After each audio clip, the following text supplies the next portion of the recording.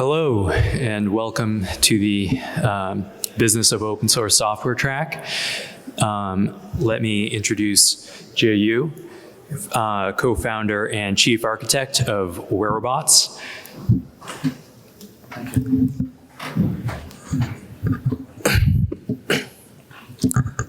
All right. Hi, everyone. Can you guys hear me from the back? Great, great. Awesome. Let's probably get started. So today, I'm very happy to be here and talk about lots of things related to Wearbots, related to Apache Sedona. So the title of my presentation today, as you can see here, so it is Geo Unleashed, how Apache Sedona is revolutionizing geospatial data analysis. Let's get started. So just a little bit about me. So I'm the co-founder of Wearbots. I'm also right now the chief architect. And I'm the VP and the PMC chair of Apache Sedona. And I was a professor of computer science at Washington State University. And I got my CS PhD from ASU. And I also spent time at Apple, Microsoft Research, and IBM Research. All right, so I think everybody here, you know, so this is FOSS4G, so everybody here is familiar with geospatial data, right? So here is just like a quick overview about all the geospatial data we have in our daily life. So geospatial data could come from many different data sources. So it could come from telemetry data, road network, traffic data, residential maps, satellite imagery. So lots of different data sources can generate geospatial data. Now, the problem is all this we are getting geospatial data from many different data sources, and the scale of this data is so huge. So, for example, so right now we have, as of today, we have over 5 billion mobile devices all around the world. And all these devices, they keep generating geospatial data like GPS locations every single second. So this is a huge amount of data. On the other hand, we also have lots of road network data. So let's use OpenStreetMap as an example. So OpenStreetMap is the most popular open road network data, right? It has over 1 terabyte of road network data. And not only that, so OSM data gets updated on a daily basis. So this is a crazy amount of data. And finally, so in terms of satellite imagery data, so it is also very huge. For example, NASA has over 22 petabyte satellite imagery data. So given the huge scale of geospatial data, so the question is, so how can we find a scalable tool that can quickly and efficiently analyze and make sense of those data, and most importantly, help people to drive insights from the geospatial data? So here comes Apache Sedona. So Apache Sedona is an open source cluster computing engine for processing large-scale geospatial data. So Apache Sedona is a project at Apache Software Foundation. So you can find our website at sedona.apache.org. And we are also, of course, on GitHub, right? So we are under the Apache organization on GitHub. And we are also on Twitter as well. So search us on Twitter and follow us for the latest news. So just give you a little bit idea of the status of Apache Sedona. So we started Sedona in 2015 as a research project of my PhD study. So it becomes mature in 2017, and Sedona joined. Back then it was called GeoSpark. So in 2020, so it joined the Apache Software Foundation. So right now it has over 10,000 corporate users, and it has over 100 contributors on GitHub, and it has 1.6 stars on GitHub, and it has over 1.5 million downloads last month. And in total we have over 20 million downloads, and it is ranked among top 1% most downloaded packages on PyPy. So basically, lots of users are using Sedona. So so the figure on the right, so it's just like quick overview about companies who are using Sedona right now in their production. A quick overview about the system architecture of Sedona. So on the right, so you can see Sedona has a couple layers. So the first layer is called the spatial query processing layer. So basically, it provides a bunch of distributed query algorithm and a spatial query optimizer. So in terms of the public API, it provides spatial SQL interface. So the spatial SQL you guys have been using in PostGIS for a very long time, right? So we provide the exact same API, spatial SQL API. And we also provide Python API, and also Scala API, Java API, as well as R. So we have R binding as well. So the next layer underneath the query processing layer is called the distributed spatial dataset layer. So in this layer, we provide the fundamental distributed data structure for people for the engine to store the spatial data. So we have spatial data partitioning, spatial indexing, spatial data compression technique inside. And Sedona can run on top of a number of different distributed engines. So Apache Spark and Apache Flink for stream processing. And it is also available on Snowflake. So if you search on Snowflake's marketplace, so you'll see that there is a plugin called Sedona Snow. So that is open source Sedona on Snowflake. All right. Now let's take a look at a few examples about how to run spatial SQL in Sedona. So I believe some of you have familiar with this one, but let's just make sure everybody in the room are on the same page. So here is an example about table called New York City taxi trip records. As you can see here in this table, so each row contains a record of a taxi trip that includes license plate, timestamp, pickup point, drop-off point, so on and so forth, right? And on the other hand, I have another query window called Manhattan area, so it is a polygon. Now, the question I want to ask is, so what are the trips started in Manhattan? So if we put this on a map, which is the map on our right, so we want to find the trips that started in this red rectangle. So this is also called a spatial range query.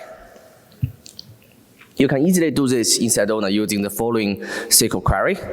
So the key point here is, so you can still use the select from where, but in the where clause, you're going to use this predicate called st_contains. So the st_contains take as input 2 parameters. So the first parameter is the Manhattan area polygon. And the second parameter is the pickup point column, right? So this means that you want find out points within this Manhattan region. So this is a simple example. Now, here is a more challenging query. So we have 2 tables right now. So one table, it includes all the cities in the entire world. So it has a city name and also the boundary of each city. The second table is a driver table. It contains the location of a number of drivers, so their names and the locations. Now, the question I want to ask is, I want to find drivers in each city. So how can I do this in Sedona? You can still do this use the spatial SQL query. So the query will be as follows.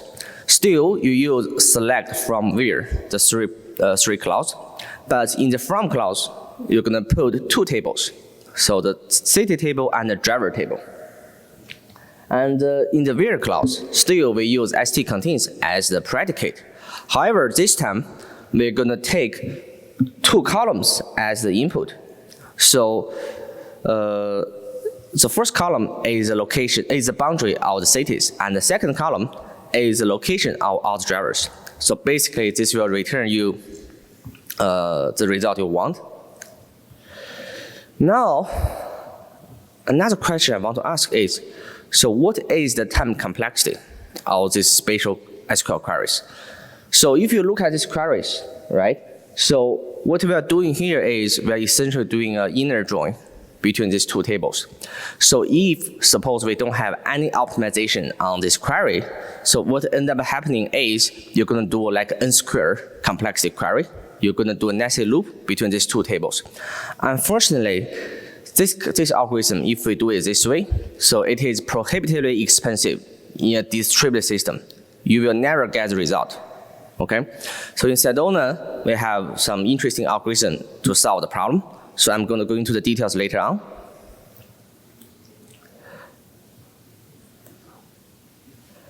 All right, let's look at another query. So this query is, I want to find my nearest neighbors, right? So this is the nearest neighbor query. So we have a table like this one, so restaurants, right? It contains the location of restaurant and also the name of each restaurant. And the question I want to ask is, so tell me the nearest 20 restaurant. So the screenshot you see on your right, so is the actual screenshot I took from my cell phone. I'm from the Yelp app, right? So it essentially tells me so the nearest 20 restaurant around me, so I can do go grab a lunch. Now, how can we do this in Sedona? Still, you can do it in SQL queries. So we use select from where, but we use two different predicates. One is called the order by, okay? Another thing is we use this function called st distance. So what st distance takes is it takes two input. So it takes a target point or query point, which is my current location, right? And it takes another input. It takes the column as input, the location of each restaurant as input. So it essentially calculates the distance between this query point, which is my location, between every single location of the restaurant. And then it orders the distance ascendingly. And it takes the top 20 result and return to me. So limit here means I just want the top 20 result, okay? So this is the way that you can write a k-nearest neighbor query in Sedona. Now, another question still I want to ask is, so what is the time complexity of this query? So if you just imagine this query, so apparently we are using an order by, right? So based on our classic textbook knowledge, so if you want to do a sorting on the entire table, so on average you're going to get n log n complexity, right? So, however, this n log n complexity is also prohibitively expensive in a distributed system. So it won't work if you just naively use the algorithm in Sedona. So we also did something interesting to optimize the query here. So if I have time, I'm going to talk about that. Okay. So in addition to the queries, as you already see that, so we use this function called st distance, right? So there's a problem of the st distance. So when you calculate distance between two geospatial locations, right? Say the location of myself and the location of other restaurant. So you're using the coordinates of like two geospatial geographic coordinates. So if you, by default, the st distance just calculate the Euclidean distance between 2 points, right? So, but in real world, if you give it two geographic locations, so how can we correctly calculate, say, the meter distance between these two geographic locations, right? So, for example, like this one, right? So, and what if you give me two geographic locations? So what is the distance result you get from this query, right? So is it in kilometers? Is it in miles, right? So the problem here is that this is because, so one important thing to consider is because Earth is a sphere, right? So we cannot simply just use Euclidean distance to compute the physical distance between two locations. So in Sedona, we provide multiple different ways to do this efficiently. So the first way to do it is use st transform to transform the coordinate reference system of two geospatial locations. So we transform it from the degree-based CRS to meter-based CRS. And after that, you will be able to use st distance to calculate the Euclidean distance between 2 points. Another way to do that in Sedona is we provide two other functions, so which are called st-distance sphere and st-distance spheroid. So what they did is, so it directly take two geographical locations as input without requiring you to do the st transform. So it directly calculates the grid circle distance between two geographical coordinates. So we introduced these two new functions, like in Sedona 1.4, which is about half a year ago, or probably a year ago, and so lots of people are using it right now. Another big part in Sedona is about raster data processing. So all the functions I have been talking about, they are about just, vector data processing, right? So another part is about raster data processing. In this example, I'm talking about GeoTIFF, for instance. So the way Sedona process and store raster data is as follows. So we store it as in a table in memory. So we will do the computation. So each row is corresponding to a small tile. So which is a tile, as you see on the map. Right? And we also store the bounding box, the georeference rectangle of the image tile. And after that, you will be able to run queries on top of that. And each tile just looks like a 2D array, right? All right, so here is a raster query. So suppose I have a data table that contains all the temperature Earth observation for temperature in 2015, and another table that contains all the Earth temperature observation in 2014. So how can we use these two data tables to get some sort of understanding of the temperature? So one simple thing you can do is that you can use the temperature in 2015 minus the temperature of 2014. And the difference between the temperatures, we can say, okay, so this is probably related to the climate change, right? Just a very simple example. You can do this in Sedona like this. So you're basically going to join these two tables together based on the tile name, right? As long as they make sure they point to the same region, same place. And then, most importantly, you can have this function called RS map algebra, right? So what this RS map algebra does is it can take raster band as input, and you can specify what algebra operation you want to perform on this on each of the band. In this example, we are just using the raster band of the first image minus the raster band in the second image. All right. So now let me talk about the query. I'll talk about a little bit about query algorithm in Apache Sedona. So in Sedona, every single spatial SQL queries will go through the following 3 steps. So the first step is called spatial query parser.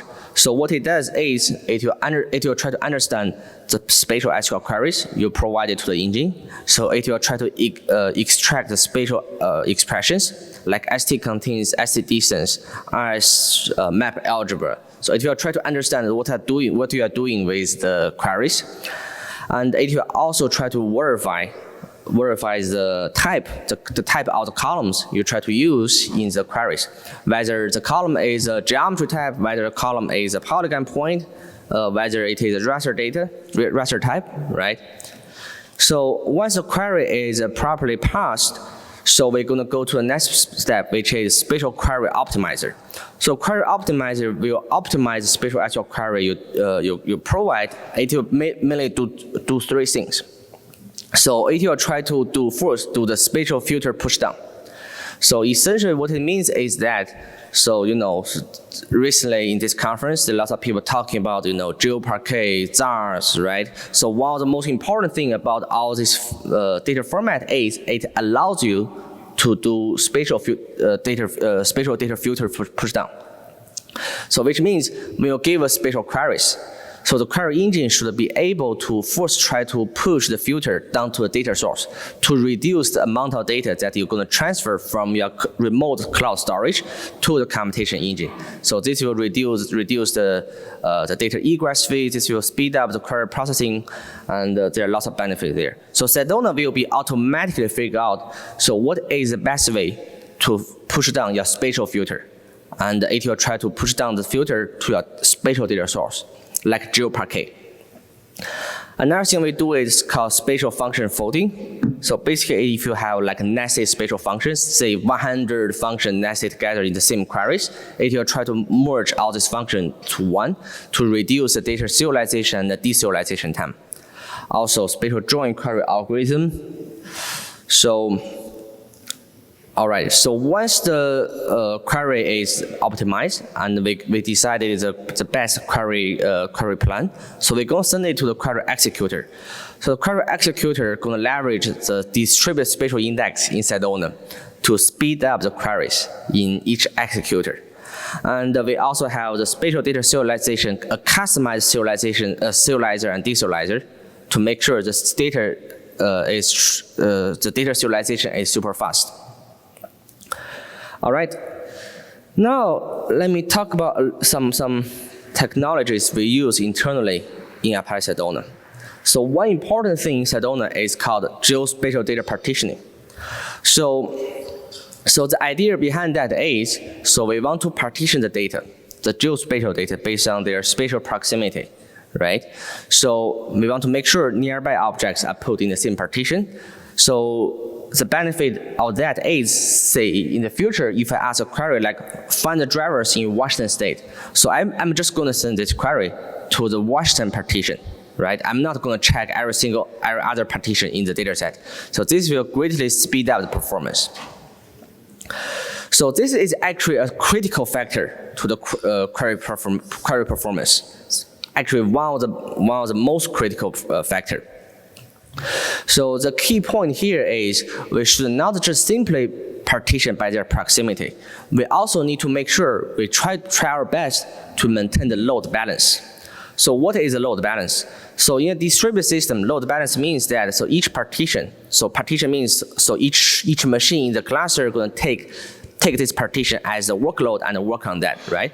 So we need to make sure that each partition has roughly similar amount of records.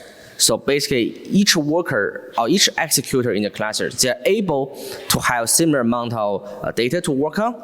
So everybody gets something to do, and so make sure we don't overload someone, and we don't let some machine is just idle, right? So in Sedona, in addition to the spatial data partitioning, so we also have some alternative. So you can do Google S2 partitioning, you can do Uber H3 partitioning, right? But they are not as good as our spatial partitioning algorithm we are mentioning here. All right. So some question to the audience.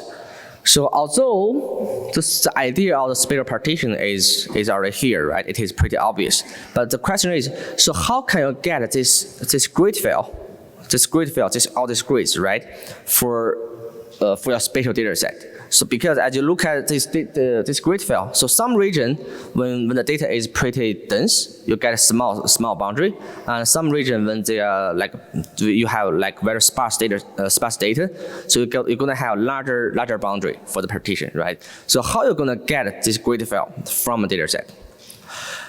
Another question is, so this is like a grid file, right? So the example here is about the points, but how about the polygons? So how about if you have polygons that sit on top of the boundaries? So how you're going to partition those polygons into different, put them into different partitions? So this is the question for the audience. All right, so I don't have much time, so I'm going to speed up a little bit. So here is a quick overview about the spatial index we have in Sedona. So basically, we have a local index on each of the machine. So it will take the data partition and speed up the local query processing. And another important component, as I mentioned, is the geospatial filter pushdown. So this particularly important for the GeoParquet support in Sedona. So just in case if you don't know GeoParquet, so Parquet is a columnar data format, cloud native data format, has been there for a very long time. So GeoParquet is an extension to Parquet file, so it adds metadata to the file header, to the partition header of each partition in Parquet file, right? So in Sedona, we support filter pushdown, so it will be able to read the metadata field of each of the partition of Parquet file and reduce the amount of data load to Sedona, to the computing engine. And by the way, Sedona support read and write. So Sedona so far probably is the first, I'm not sure if it is the only one, that support scalable, generating a huge amount of GeoParquet file in a few minutes, because we use distributed engine and we also support Parquet write. Okay. So geospatial serialization, deserialization. So just quickly go through that. So the serialization we have in Sedona, we have a customized serializer. So it will be so its serialization speed, it is around 3 to 5x faster than the default serializer in Spark or in Flink or in Java. So about 3 to 5x faster. And 20x, so 20x faster in terms of serialization, 5x faster in terms of deserialization. All right, so we did a performance benchmark about Sedona on Spark. So let's just look at the latest one we are using on, we did recently. So we did a benchmark to join 8 billion OSM nodes with 170 cities. So we can finish this in around, in this join on a cluster that contains 160 CPU in around 5 hours. And we also join another big data set that can finish in 3 minutes. We also compare Sedona with GeoPandas. So here, I'm not shooting down GeoPandas. GeoPandas is a great tool for you to process geospatial data. It's just that it cannot scale very well. So as you can see, so when the records goes, when the trip records goes up, so Sedona will be able to still leverage the multiple cores on your machine, but GeoPandas will just give you out-of-memory errors. All right, some application of Sedona, so I'm not going to go through that. So these are the applications we get from our open source users. So they are the real world applications. So Sedona is able to also integrate with Apache Zeppelin. So you can directly have some sort of SQL dashboard. And Sedona can also be integrated with Jupyter Notebook, and you can do visualization inside. Oops. So Sedona also has native integration with Shapely and Pandas, GeoPandas, and it can take input and output from GeoPandas. Integration with Jupyter Notebook, and right now Sedona, open source Sedona is available on GitHub, but we also have a commercialized version of Sedona called Sedona DB on Variables Cloud. So if you're interested, you can go to our website and try it out. All right, thank you guys.